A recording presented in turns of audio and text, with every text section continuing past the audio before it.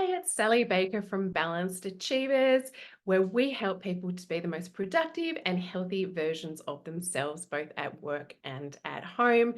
So, if you are feeling a little bit unproductive, overwhelmed, a mild anxiety, maybe even reaching levels of burnout, then this is the place for you. And today I have a tip for you around sleep. So, a lot of us think that sleep is not necessarily related to what's happening in the workplace, but we all know that when we don't get a good night's sleep, we're not at our best. We're definitely not as productive as we are after having a good night's sleep. And we're certainly not feeling as healthy and as switched on and as energetic. So, sleep is absolutely vital to so many functions of our body, including things like our ability to focus and come up with creative and driven solutions that you would need in the workplace and at home as well. Majority of adults in Australia are actually only getting around 6 hours of sleep most nights.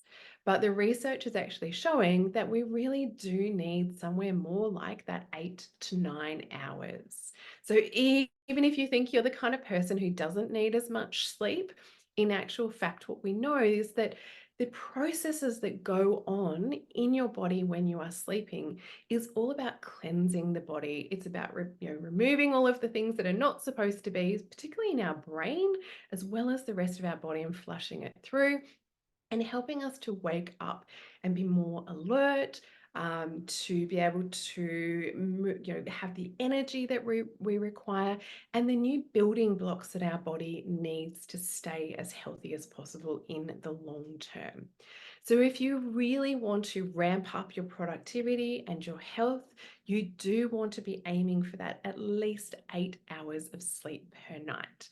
I know for a lot of people, this can seem really overwhelming, particularly if you do have young children, but try and do your best.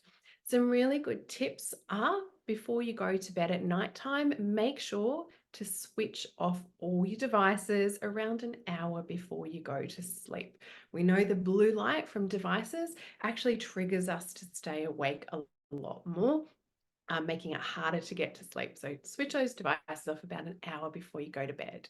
Number two is make sure that you do go to bed and wake up at around about the same time every single day. It's just an easier way for your body to go, okay, I know it's 10 o'clock at night. This is when I need to go to sleep.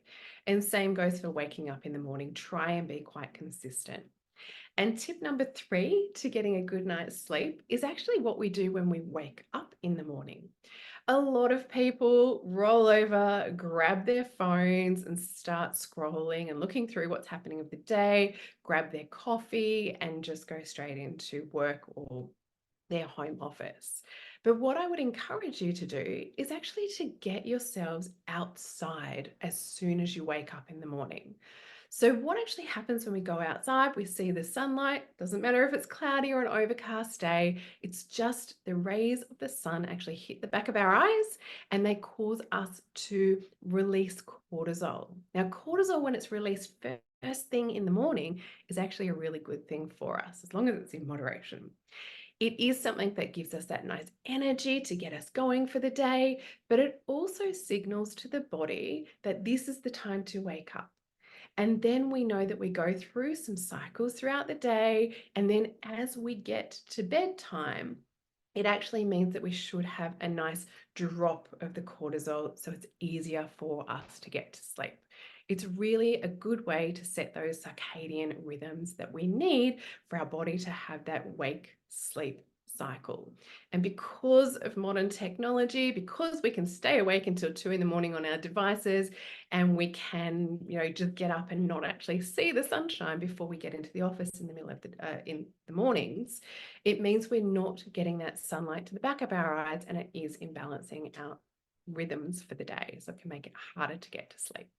So try out those 3 simple tips to help you get a really good night's sleep, and see how it's really going to affect your productivity and overall well-being. If you would like to learn anything more about how we could help you, then please drop into the comments and we'll get back to you shortly. Thanks, guys. Bye.